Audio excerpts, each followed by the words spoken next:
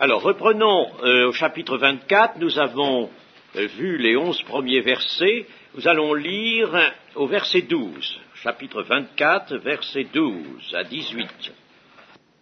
L'Éternel dit à Moïse, « Monte vers moi sur la montagne, et reste là. Je te donnerai des tables de pierre, la loi et les ordonnances que j'ai écrites pour leur instruction. » Moïse se leva avec Josué, qui le servait, et Moïse monta sur la montagne de Dieu. Il dit aux anciens, « Attendez-nous ici jusqu'à ce que nous revenions auprès de vous. Voici Aaron et Hur resteront avec vous. Si quelqu'un a un différend, c'est à eux qu'il s'adressera. » Moïse monta sur la montagne, et la nuée couvrit la montagne. La gloire de l'Éternel reposa sur la montagne de Sinaï, et la nuée la couvrit pendant 6 jours. Le 7e jour, l'Éternel appela Moïse du milieu de la nuée. L'aspect de la gloire de l'Éternel était comme un feu dévorant sur le sommet de la montagne aux yeux des enfants d'Israël. Moïse entra au milieu de la nuée, et il monta sur la montagne. Moïse demeura sur la montagne 40 jours et 40 nuits. Amen.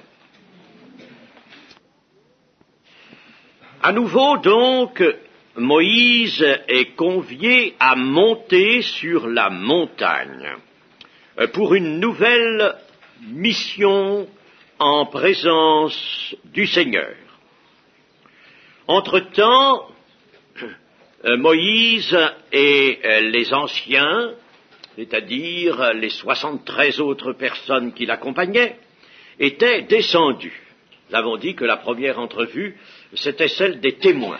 Dieu avait voulu les 70 anciens, et puis Aaron et ses 2 fils, en plus de Moïse, et c'était là des témoins qu'il s'était donnés.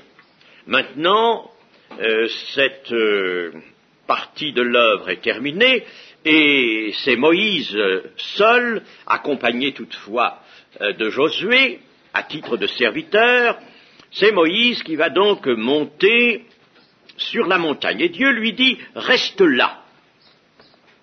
Ce qui signifie, sois prêt à demeurer sur la montagne pour une durée plus longue que précédemment.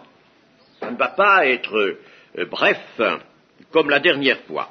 Et, bien entendu, Dieu entend lui dire, tiens-toi à ma disposition. Une communication d'une nature particulière est annoncée à Moïse. Il recevra les tables de pierre portant les 10 commandements ainsi que des instructions qui auront pour objet, la suite des chapitres le montrera, la construction du tabernacle et ce que contiendra le tabernacle.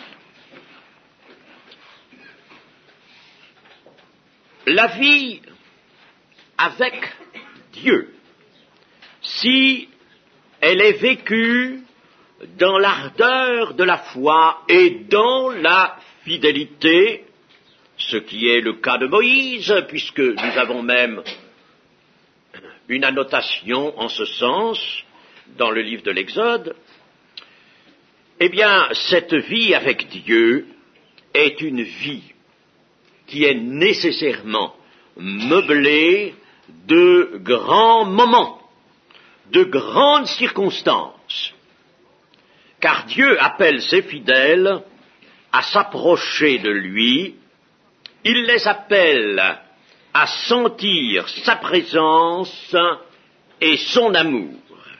Et il a beaucoup de choses à leur apprendre. Imprudents sont les chrétiens qui s'imaginent tout savoir. Ou presque.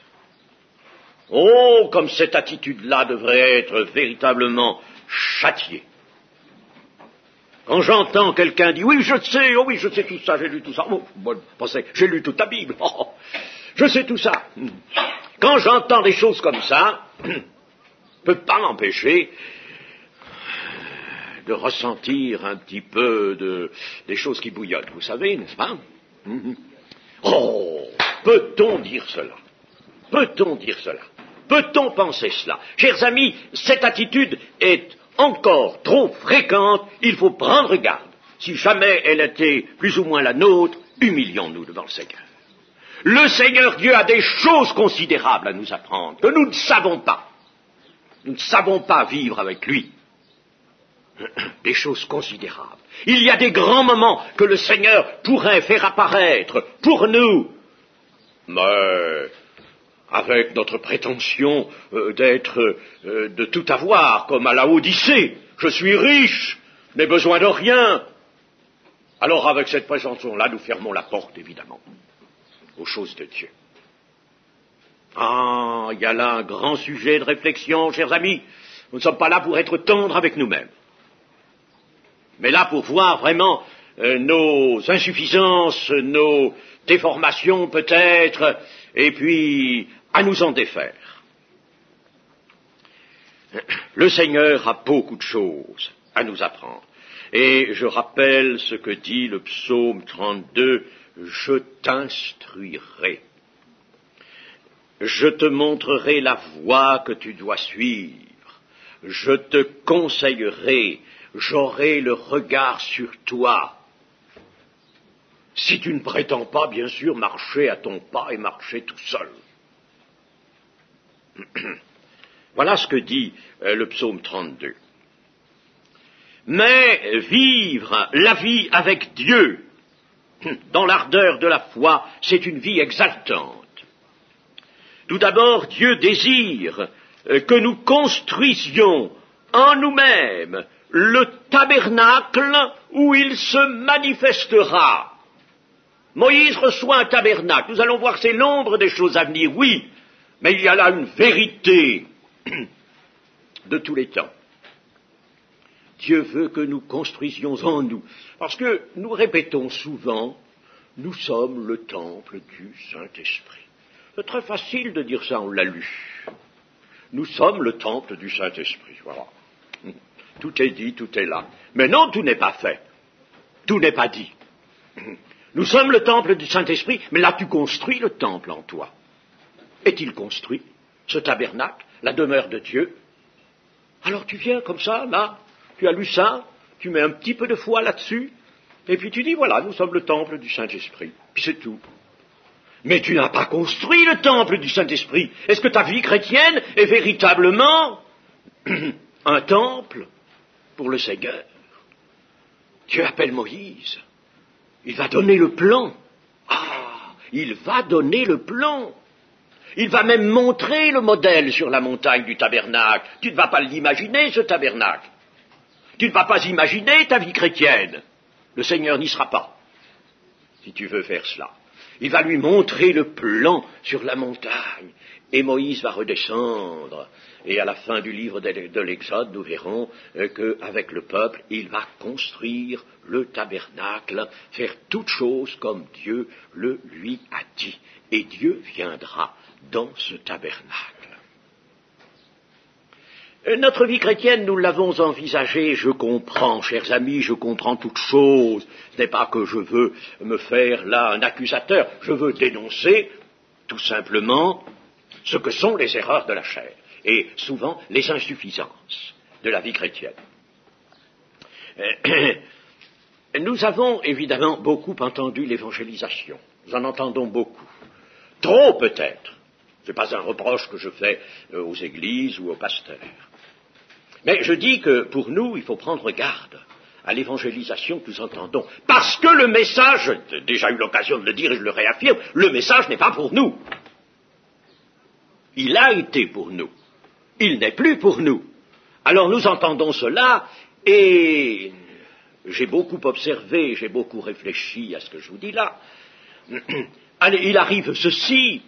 c'est que ces messages d'évangélisation réitérés sur un monde d'église, un monde chrétien, cela aboutit tout simplement à ceci, à implanter, faire, en somme, donner toute la place, si vous voulez, dans le cœur à une pensée que voici, eh bien, je crois au Seigneur Jésus, oui, je crois qu'il est le Fils de Dieu, oui, je crois à sa parole, oui, alors, tout va bien, je suis chrétien, je suis sauvé, il n'y a plus rien à faire.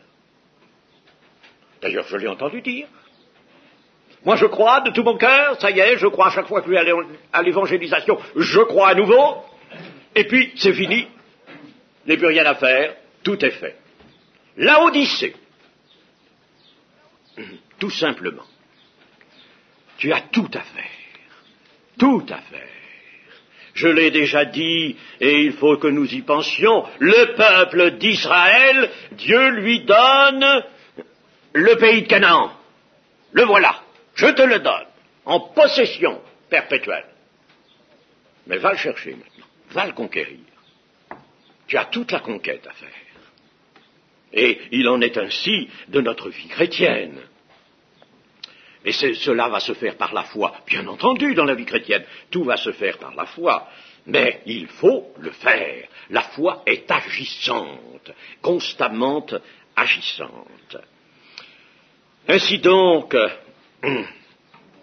il faudra construire en nous le tabernacle afin que Dieu se manifeste. Que nous soyons non pas seulement à notre dire, et seulement parce que la parole le porte, que nous soyons le temple du Saint-Esprit, mais que cela soit rendu vrai pour chacun de nous et effectif. Josué donc monte, et un autre passage de l'Exode nous indique que son rôle reste celui de serviteur, mais il est bien monté, en effet, avec Moïse, là, au chapitre 32, nous en avons une confirmation, parce que là, nous le voyons redescendre avec Moïse. Donc, il est allé, lui aussi, mais, en somme, il n'est plus question de lui pendant ces 40 jours et 40 nuits passées sur la montagne. Je ne sais pas où a été Josué, comme Dieu a fait en sorte qu'il puisse attendre cela, je ne sais pas. Il n'est pas question de lui ensuite. Et Moïse va dire aux anciens, attendez-nous ici jusqu'à ce que nous revenions auprès de vous. Ceci indique que cette fois, les anciens n'accompagneront plus Moïse et devront séjourner au pied du Sinaï sans changer de campement. Sans changer de campement, attendez-nous ici, ne bougez pas, sans changer de campement. Et cette instruction de Moïse indique aussi que son absence, si elle se prolonge, ne doit pas inquiéter le peuple, ni motiver son impatience. 2 chefs lui sont donnés. Avant de partir, Moïse lui donne 2 chefs, Aaron, son propre frère, et Hur, l'un des 70 anciens. Ce sont 2 hommes qui sont allés précédemment sur la montagne et qui ont mangé et bu en présence de l'Éternel. Ils ont donc là une consécration et ils vont être les chefs, ce qui ne veut pas dire qu'ils vont rester vraiment solides et fidèles. Malheureusement. Mais enfin, ils ont la charge de maintenir l'ordre pendant toute l'absence de Moïse. Moïse avait un rôle de conducteur et de roi. Il est même désigné comme roi. La nuée couvrit la montagne pendant 6 jours. Alors Moïse monte, il gravit la montagne, il emprunte le chemin dont nous avons déjà parlé, qui va du bas en haut et qui mène à Dieu, et Dieu suit les actes de Moïse. Il le voit se préparer, il le voit s'engager sur le chemin, il suit les actes de Moïse. Et les actes de Moïse sont des actes d'obéissance. Un point, c'est tout. Ce sont des actes d'obéissance. Remarquez-le bien. en tout. Il est roi, mais ce sont des actes d'obéissance. Et dans l'Église, il n'y a pas autre chose que cela. Le diable, qui, dans les temps de la fin que nous vivons, entend bien sûr augmenter la pression qu'on pourrait appeler antichrist, car l'antichrist, l'esprit de l'antichrist, l'action des antichrists, ça vient de lui. Eh bien, le diable essaie maintenant de troubler l'Église, bien sûr, de la séduire. Il est le grand séducteur, et dans un temps moderne où, dans le monde, on prend tellement d'initiatives, et il semble que ce soit très bien de prendre des initiatives, alors, dans l'Église, voilà, on va se mettre à prendre des initiatives. Eh bien, chers amis, on se trompe du tout à tout. Les actes de Moïse sont des actes d'obéissance. Les actes de ceux qui sont appelés sont des actes d'obéissance. J'en prends, si vous voulez, accessoirement, comme témoin, un certain théologien évangélique qui s'appelle Bonhoeffer, qui est mort martyr au temps d'Hitler, pas tellement longtemps par conséquent, et Bonhoeffer, qui était un homme de Dieu, nous a laissé des écrits. Et c'est une chose qui s'est imposée à son âme. C'est vraiment un homme de haute science, et en même temps un homme d'une pensée évangélique très pure. Eh bien, cela s'est imposé à son âme. Dieu avait mis ça sur son âme. Et il le répète dans 2 de ses ouvrages. Les membres de l'Église sont des appelés. Et les appelés, que font-ils? Ils sont appelés à obéir. Et tout. À des actes d'obéissance. Ça, c'est l'Église. C'est dans le même sens que ce que nous avons dit ce matin, évidemment. Mais il faut le proclamer à nouveau. Car c'est une chose, je vous dis, n'est-ce pas, sur laquelle le diable sème un voile de trouble. Et l'on ne sait plus. Ah, et l'on se dit peut-être il va faire ceci, il va falloir faire ceci, il va falloir faire cela. On va prendre des initiatives. Des actes d'obéissance. Dès le moment où Moïse est en marche, remarquez bien, la nuée s'étend sur toute la montagne. Au moment où il se met en marche, au début des 6 jours, un voile en somme descend sur le mystère de l'homme appelé par Dieu. Moïse représente le mystère de l'homme appelé par Dieu, et un voile descend sur ce mystère. L'homme appelé par Dieu qui obéit à l'appel. L'homme qui est choisi de Dieu. Moi, dira le Seigneur, ce n'est pas vous qui m'avez choisi, c'est moi qui vous ai choisi. Vous avez été choisis, vous êtes des élus. La nuée indique que la montagne devient un sanctuaire. Et quand nous disons, nous, que le Seigneur est au milieu de nous, quand 2 ou 3 sont assemblés, est au milieu de nous, alors nous exprimons que ensemble, notre réunion ensemble, notre assemblée est un sanctuaire de Dieu. C'est un sanctuaire où Dieu va se rencontrer avec l'homme choisi et appelé. S'il y a une nuée, s'il y a un sanctuaire, et par conséquent dans le sanctuaire la présence de Dieu, c'est bien que Dieu poursuit l'accomplissement de son dessein de sauver l'homme. Tout cela, c'est la poursuite de ce grand dessein de Dieu de sauver l'homme. Or, lui seul sauve, lui seul peut sauver, sait sauver. Cette nuée est appelée la gloire de l'Éternel dans notre texte, ou en hébreu la Shekinah. La Shekinah. c'est le manteau de l'Éternel sur l'homme appelé qui obéit à l'appel de son Dieu. Le manteau. Un organisme vivant apparaît sans que Dieu en soit le créateur. C'est la même chose. C'est la même chose. Et quand une petite fleur, des fleurs comme celle-là, par exemple, poussent au bout de leur tige, eh bien, elles obéissent. Elles obéissent à un plan du Créateur. Elles sont appelées, elles sont prédéterminées à cela. Et même à figurer sur notre table, pour nous réjouir.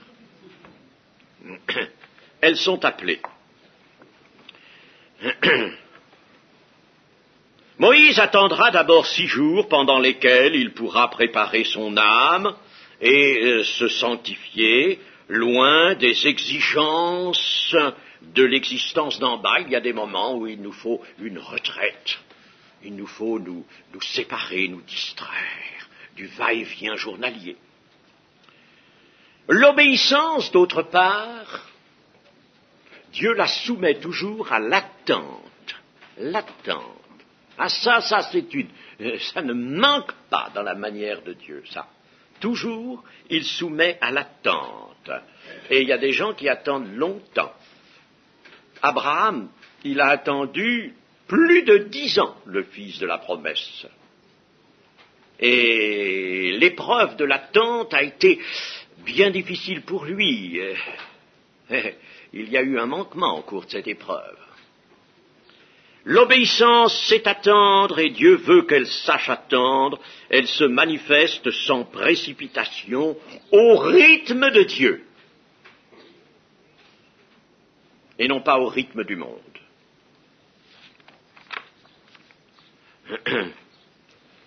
La gloire, au verset 17, la gloire de l'Éternel était comme un feu dévorant sur le sommet de la montagne aux yeux des enfants d'Israël. Les enfants d'Israël ne voient plus leur conducteur Moïse, mais ils regardent souvent sur la montagne où il s'est engagé. Il a changé de monde, leur conducteur. Là-haut, la nuée devient feu et lumière. Dans sa partie basse, vers le peuple, elle est un voile, elle est une ombre qui sépare Moïse du monde, des autres hommes. Dans sa partie supérieure, la nuée est vraiment ce que l'on sait de la gloire de Dieu, une éclatante lumière. Dieu est lumière. Dans le livre de l'Exode aussi, c'est au chapitre 14 où nous avons le récit du passage de la mer Rouge. Alors là, les Égyptiens se sont précipités avec leurs chars, toute l'armée du Pharaon est là, et alors les enfants d'Israël sont dans un moment délicat, difficile, ils ont peur déjà, mais Moïse, lui, est rempli de sang-froid et de foi, et alors c'est là que se produit le passage de la mer, qui permettra aux enfants d'Israël d'échapper au Pharaon. Mais alors il y a la nuée qui intervient, et la nuée, elle est ténébreuse, dit le texte, du côté de Pharaon et de son armée, et de l'autre côté, elle est une éclatante lumière. Alors, chers amis, il ne peut pas manquer d'en être ainsi sans que cela soit réalisé dans le monde physique. Mais il ne peut pas manquer d'en être ainsi spirituellement de l'Église et du monde. Ce n'est pas pour porter artificiellement l'Église très haut, mais c'est pour dire la vérité. Du côté de l'Église, il y a cette lumière, il doit y avoir la lumière de Christ. Christ projette la lumière de Dieu. Marchez à ma lumière, dira-t-il. Christ projette cette lumière du côté de l'Église. Et du côté du monde, la nuée est là parce que Dieu veut sauver le monde. Le monde, oui, Il a tant aimé le monde qu'il a donné son Fils unique afin que quiconque croit en lui ne périsse point, mais qu'il ait la vie éternelle. Mais du côté du monde, la nuée est ténébreuse, parce que le monde est chargé d'hostilité.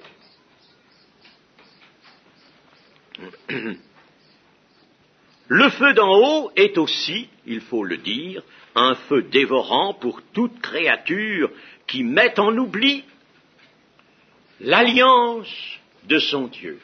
Nous n'avons pas besoin de programme dans l'Église, nous en avons un, nous avons une alliance.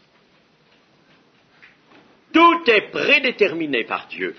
Nous n'avons pas besoin de faire de projet, nous n'avons pas besoin de plan, nous n'avons pas besoin de méthode. Tout est prédéterminé. Et lorsqu'on s'avise à mettre en oubli l'alliance de Dieu, eh bien, la colère de Dieu s'allume. Je lis dans Deutéronome 4, versets 23 à 24. Veillez sur vous afin de ne point mettre en oubli l'alliance que l'Éternel votre Dieu a traitée avec vous, et de ne point vous faire d'image taillée, de représentation quelconque que l'Éternel ton Dieu t'ait défendu. Car l'Éternel ton Dieu est un feu dévorant, un Dieu jaloux, ce qui veut dire un Dieu exclusif. Il te veut exclusivement, dans l'amour obéissant.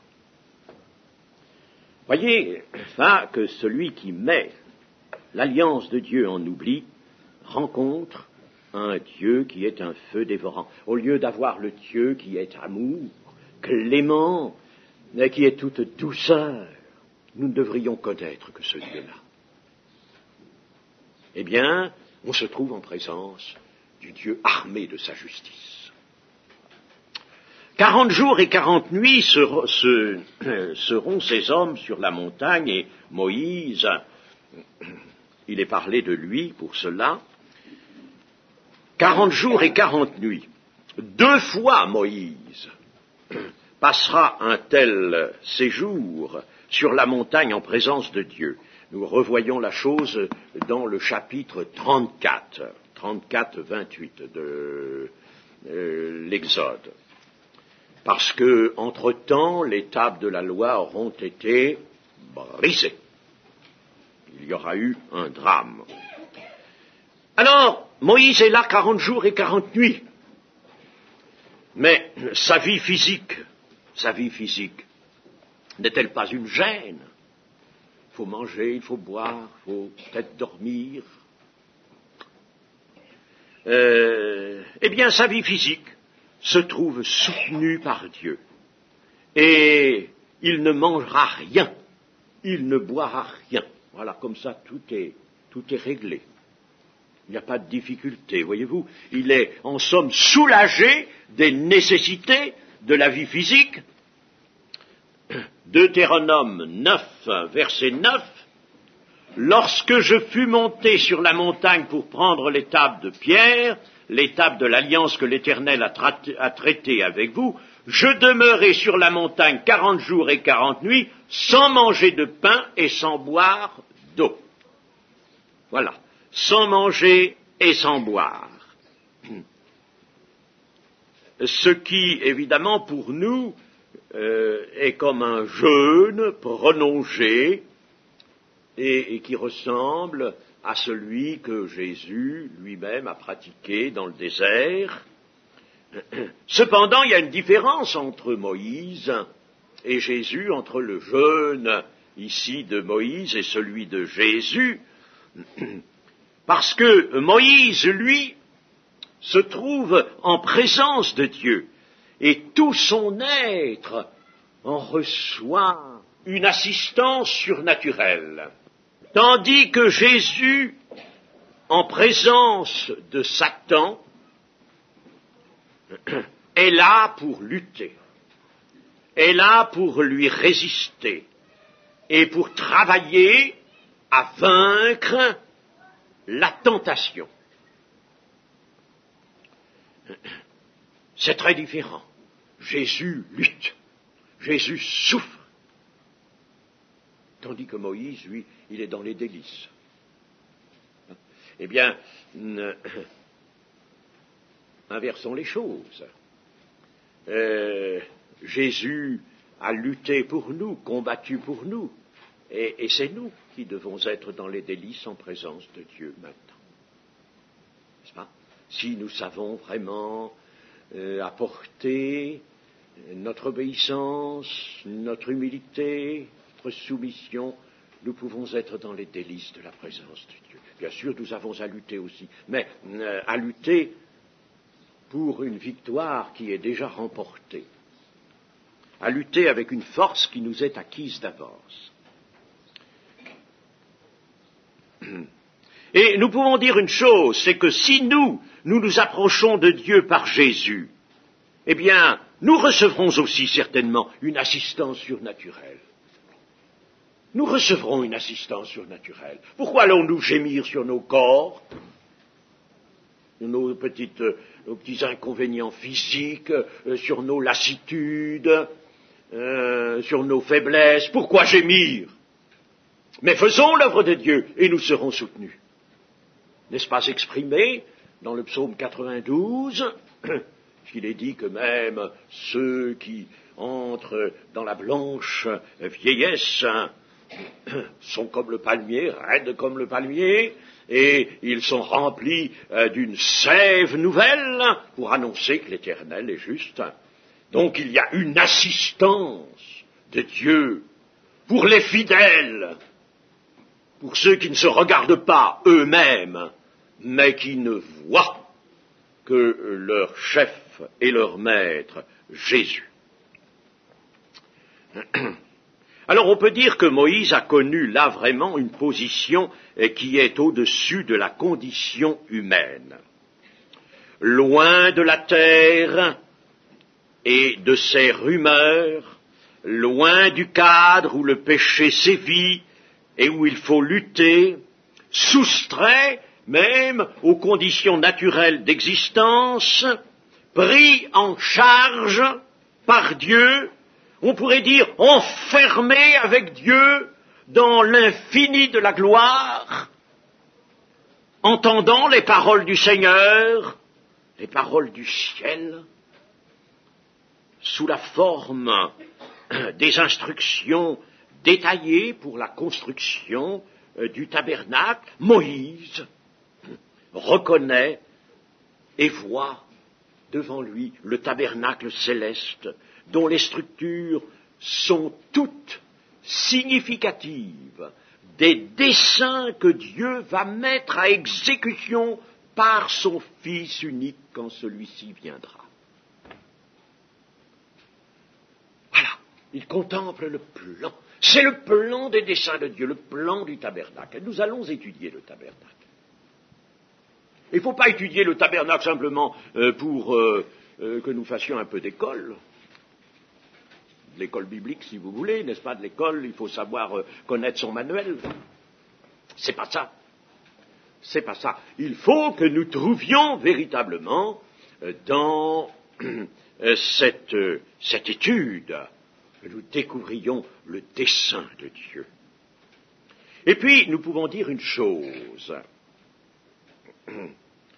Moïse, qui est resté 40 jours et 40 nuits en présence de l'Éternel sur la montagne, n'a-t-il pas été préparé ainsi à paraître sur une autre montagne, plus tard, sur la montagne de la transfiguration, où il sera encore enveloppé dans la nuée? En somme, quand il paraît là aux côtés de Jésus et d'Élie sur la montagne de la transfiguration, il avait déjà fait cette expérience dans sa vie terrestre, parce qu'il n'est plus dans la vie terrestre là. Il a fait cette expérience dans la vie terrestre, et maintenant il est donc là, sur une montagne, dans la nuée. On pourrait presque dire, il sait ce que c'est. Et chers amis, mais il y a là une pensée. Le Seigneur veut nous préparer au séjour Il veut nous préparer, il veut déjà nous faire connaître le ciel ici sur cette terre, il veut nous donner un goût de la félicité éternelle, il veut nous rendre capables de paraître devant lui quand le jour sera venu.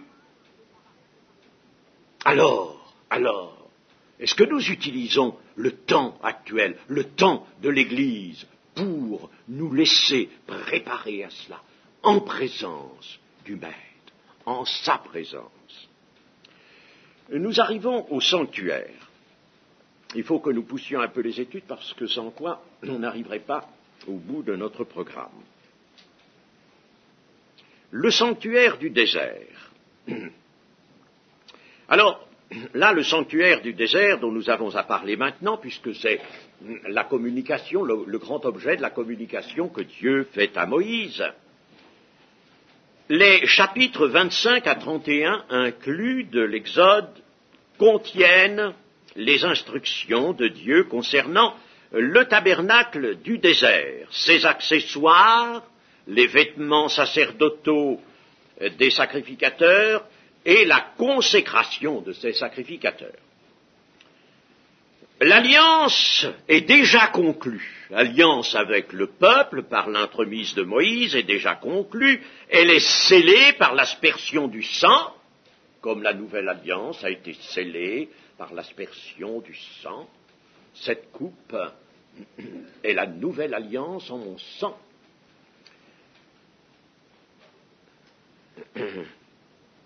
Et il faut maintenant que le peuple construise le sanctuaire où l'Éternel mettra sa présence afin de demeurer au milieu de son peuple. Et aujourd'hui, je disais que les chrétiens ont une tâche semblable, celle de construire le sanctuaire du Christ, alors non seulement dans leur propre vie, cela déjà, mais aussi de construire l'Église. Le Seigneur a bien dit, je construirai mon Église, je bâtirai, j'édifierai mon Église. Mais il n'a pas dit qu'il le ferait seul, et il ne peut pas le faire seul, il n'entend pas le faire seul. Et l'apôtre Pierre nous dit dans sa première épître, édifiez-vous, parce que les matériaux que vous allez utiliser, c'est vous-même. Édifiez-vous pour former une maison spirituelle, un saint sacerdoce, afin d'offrir des victimes spirituelles agréables à Dieu. Alors, nous avons à édifier un sanctuaire. Dieu ne se révèle et ne sauve que par le moyen d'un sanctuaire. Ça, c'est une grande idée, une grande pensée. Nous trouvons partout. Et l'Église est ce sanctuaire, tout nous le clame. Alors il faudra que le peuple de l'Église construise ce sanctuaire. Et rien de ce sanctuaire ne peut résulter de la volonté humaine. Si Moïse avait dit à Dieu, Seigneur, je m'y connais un peu en bâtiment. Il y a une proportion là qui... Non, on pourrait la changer, tu sais, on pourrait élever un peu de ce côté, donner un petit peu plus de largeur là, et puis tu sais, attends, il y a un matériau qui irait mieux que ça, laisse-moi faire, on va arranger les choses autrement, hein. Je vois ton idée, bien, ça va bien, tu veux un sanctuaire, bien, bon, eh bien, laisse-moi faire, je vais construire ça. Oui, eh bien, Dieu aurait dit à Moïse, écoute, redescends là en bas, dépêche-toi, va-t'en, je n'ai pas besoin de toi. Pour faire un travail comme ça, je n'ai pas besoin de toi. Je n'ai pas besoin de ta science, je n'ai pas besoin de ton art, j'ai besoin de ton obéissance et de ta soumission. Donc, rien ne peut résulter de la volonté humaine. Dieu en établira lui-même le plan, il choisira les matériaux, il indiquera toutes les conditions du service à accomplir dans ce sanctuaire. Dieu désire que sa demeure soit une tente. Non pas une maison en dur pour l'instant, mais une tente. Le peuple lui-même vit sous des tentes et est appelé à se déplacer. Par conséquent, Dieu veut suivre son peuple et c'est une tente qu'il va demander. Et cette tente est appelée le tabernacle, c'est-à-dire la maison commune, la maison où Dieu vient se rapprocher de l'homme. Et puis, il est appelé aussi tente d'assignation. Alors, ce mot vient évidemment d'un mot de la langue originale, mais la signification est celle-ci.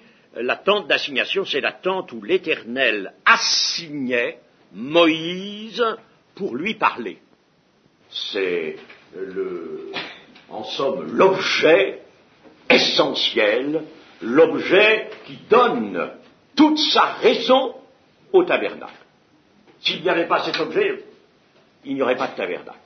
Le tabernacle est pour particulièrement cet objet. Les autres choses sont utiles, bien sûr, mais c'est ça qui motive la construction du tabernacle. Et voici les orientations données par Dieu.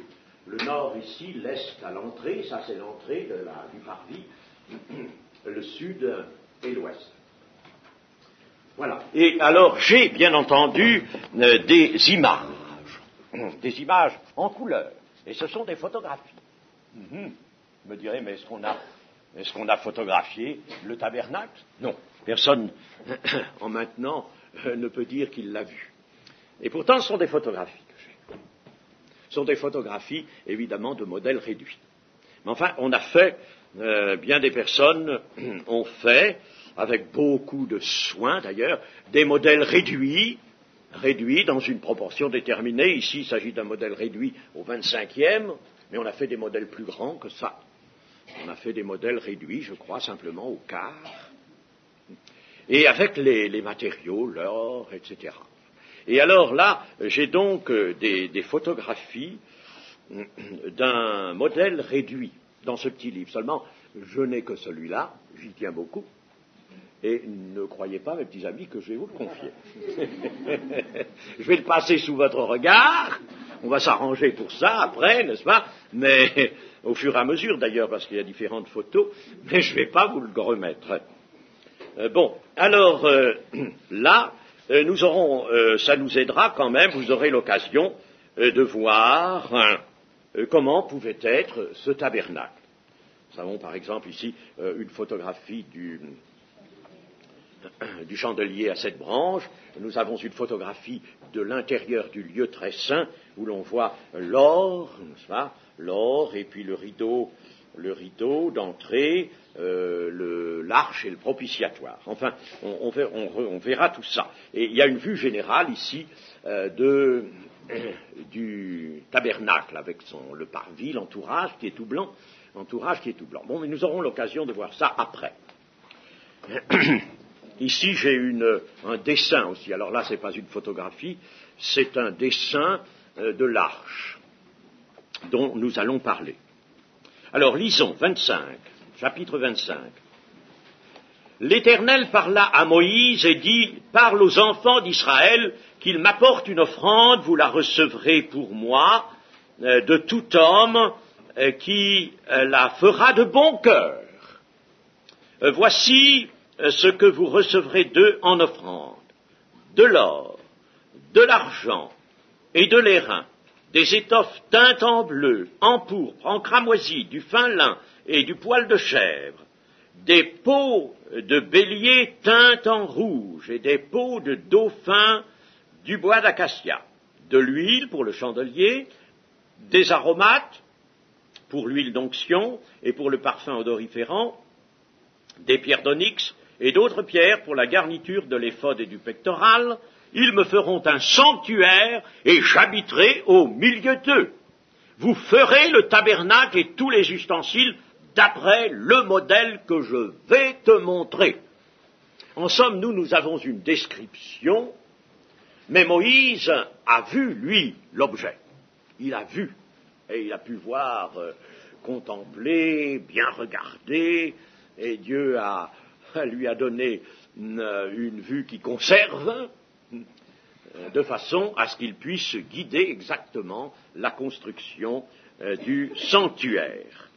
Bien entendu, dans l'étude de ce sanctuaire, que nous allons détailler, notre but est de nous instruire et de découvrir toujours le conseil de Dieu, les raisons de Dieu, et de fortifier notre foi, bien entendu.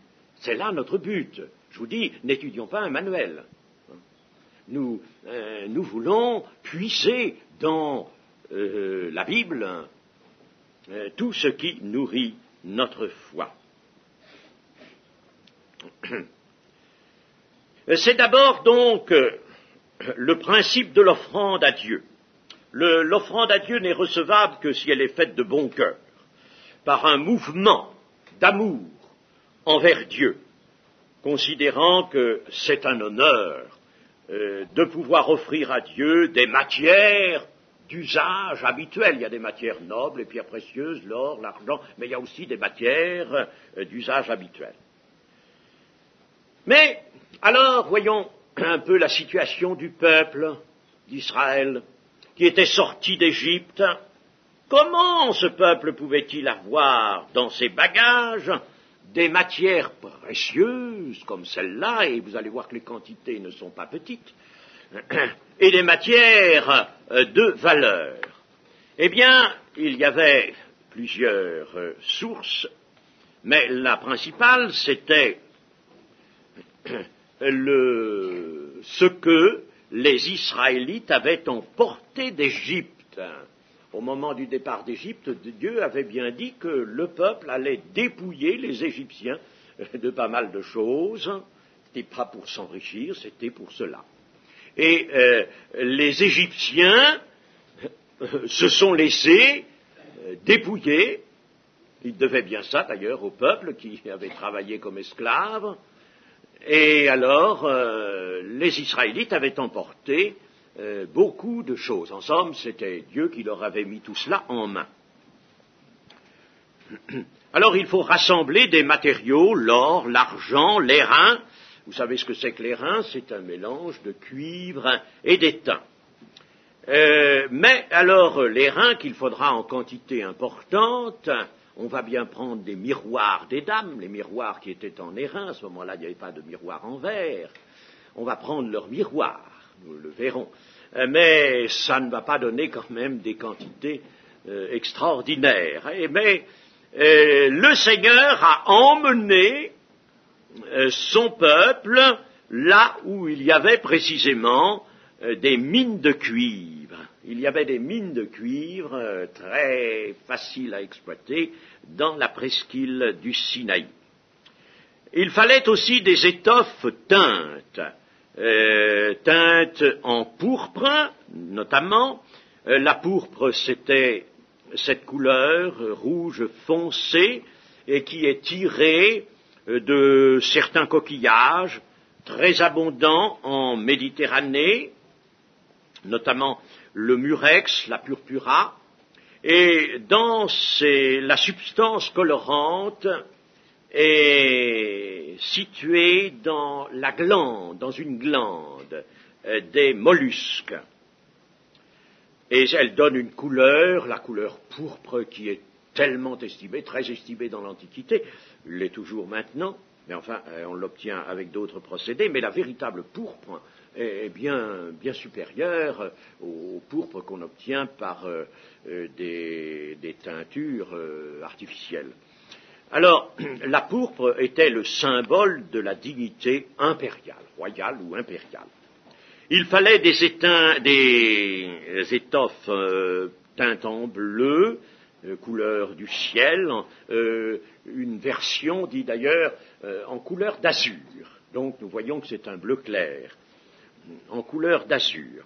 Il fallait donc le bleu, la pourpre, nous l'avons dit, qui est la couleur royale, et puis des couleurs, le cramoisi.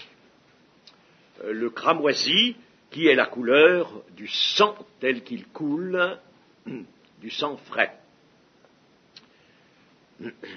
Le fin lin, ce qui est appelé le fin lin, sans indication de couleur, mais ce n'est pas nécessaire parce que le terme hébreu indique qu'il s'agit d'une étoffe d'un blanc éclatant. Alors, le fin lin, c'est l'étoffe blanche. Il fallait aussi du poil de chèvre, et c'est avec cela que les tentes des Arabes étaient faites également. Il fallait des peaux de bélier et des peaux de dauphin. Vous savez ce que sont les dauphins dans la mer? Et du bois d'acacia en quantité, mais il y en avait aussi pas très loin de l'endroit où séjournait le peuple. Acacia, ce n'est pas l'acacia de nos régions, c'est l'acacia arabica, qui donne un bois très dur et des fûts très élancés, larges et élancés, puisqu'il faudra en tirer des planches de 75 cm de largeur. Le tabernacle, avec tous ces matériaux, correspond à une pensée, à une intention de Dieu, bien entendu. C'est une réalisation matérielle qui va être réalisée, faite par les moyens de la terre, sous une direction divine et par une ingéniosité surnaturelle, portant à un degré élevé les capacités ordinaires des hommes que Dieu va choisir. Et quelle est la pensée de Dieu? Quelle est la pensée de Dieu? Eh bien, Dieu voulait maintenir sa présence au milieu de son peuple, poursuivant donc ainsi son dessein de salut. Pour sauver, il faut que Dieu soit là. Il faut qu'il vienne. Ça prépare, vous voyez déjà bien, la venue de Jésus. Jésus, qui sera la parole, qui est la parole de Dieu, qui était avec Dieu, viendra. Il faut que Dieu lui-même vienne. Donc, il y a un dessein de Dieu de sanctification. Première chose, sanctification. Dieu va préparer tout en vue d'une sanctification. L'homme est impur, souillé. Par conséquent, dans la pensée de Dieu, il y a ça, ce désir de sanctification de l'homme. Mais le dessein de Dieu présente une parfaite unité. La preuve de cette unité, si vous voulez, entre les choses de l'Ancien Testament et le Nouveau Testament, c'est par exemple Abraham.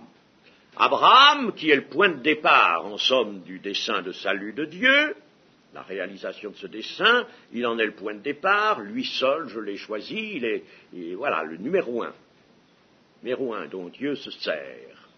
Eh bien, maintenant dans l'Église,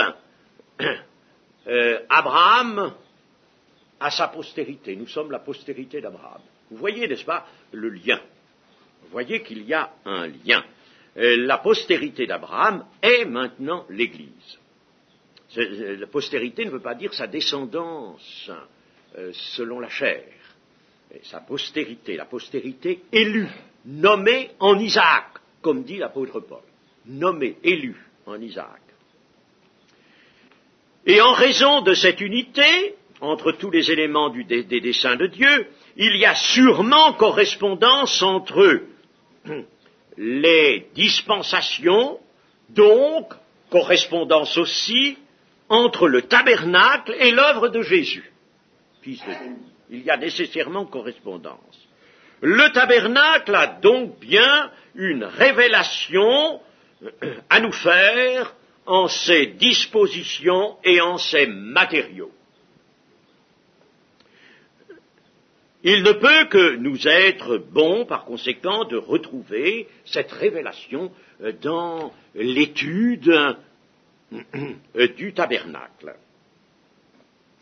Jésus lui-même rapproche le temple de Jérusalem de son corps. Or, le temple de Jérusalem était de même conception que le tabernacle. les dimensions étaient seulement doubles, mais c'était le même plan, la même conception. Or, Jésus parle du temple, il parle au chapitre 2 de Jean, il parle du temple de Pierre, du temple qui est là, qui est la maison de prière, la maison de son Dieu, et il parle de son corps en même temps. Détruisez ce temple, et en 3 jours, je le rebâtirai. Or, en détruisant le temple, c'est-à-dire le corps de Jésus, la vie physique de Jésus, les Juifs, qui ne voulaient pas du tout détruire, évidemment, le temple de Pierre, ils détruiront le temple de Pierre aussi. Par conséquent, le tabernacle répond aux besoins de l'œuvre de Dieu en faveur de son peuple. Dieu poursuit une œuvre en faveur de son peuple. C'est la clémence de Dieu qui s'exerce. Et il faut, quoi donc? Former le cœur du peuple, former son cœur. Il faut l'instruire et il faut sanctifier sa vie.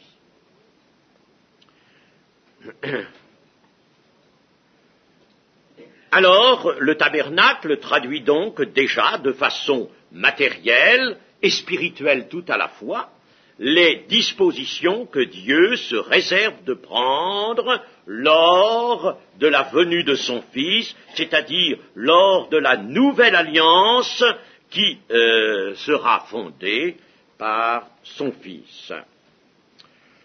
Le Seigneur a dit au verset 9, « Vous ferez le tabernacle et tous ses ustensiles d'après le modèle que je vais te montrer. » Et c'est là qu'il sera bon de faire une petite lecture dans les Hébreux, nous allons la faire, car en plus des descriptions de l'Exode, Dieu montre à Moïse le modèle du tabernacle. Alors nous-mêmes, si nous voulons savoir ce que signifie le tabernacle, eh bien, demandons à l'Esprit de Dieu de nous en donner la révélation. C'est ce que nous ferons dans nos études. Mais avant de terminer, lisons dans l'Épître aux Hébreux, au chapitre 9, et au verset 21. « Il fit pareillement l'aspersion avec le sang sur le tabernacle et sur tous les ustensiles du culte. Et presque tout, d'après la loi, est purifié avec du sang, et sans effusion de sang, il n'y a pas de pardon. Il était donc nécessaire, puisque les images des choses qui sont dans les cieux devaient être purifiées de cette manière. Les images des choses qui sont dans les cieux, c'était le tabernacle du désert. Puisque les images des choses qui sont dans les cieux devaient être purifiées de cette manière, il était donc nécessaire que les choses célestes elles-mêmes le fussent par des sacrifices plus excellents que ceux-là, par des sacrifices bien supérieurs à ceux que l'on perpétrait là, sous l'empire de la loi de Moïse.